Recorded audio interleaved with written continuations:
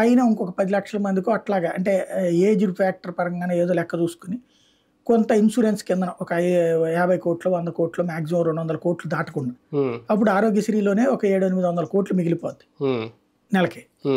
ఆ డబ్బులు మిగిల్చేస్తాం ఒకటి డబ్బులు సంపద సృష్టిలో అదొక పార్ట్ అవుతుంది.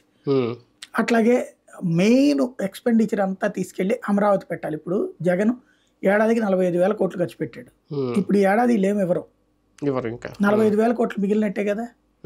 ఈ 45,000 కోట్లు రాజధాని మీద పెట్టుకుంటే సో వరల్డ్ బ్యాంక్ ఇస్తాను 15,000 కోట్లు వేసుకుంటే 60,000 కోట్లు, కేంద్రం ఇస్తానందో 10-15,000 కోట్ల దాకా వేరేగా ఇస్తుంది ఏదో రూపాయలు.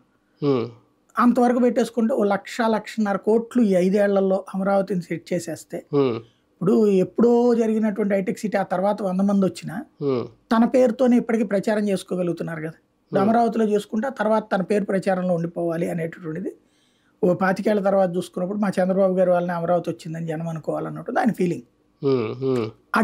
అది జరగాలి అంటే మిగతా ఖర్చులు ఆగిపోవాలి.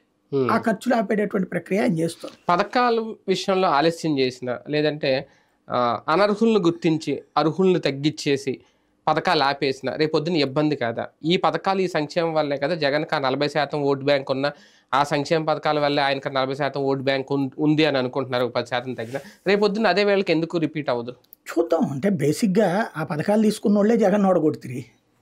మరి అప్పుడు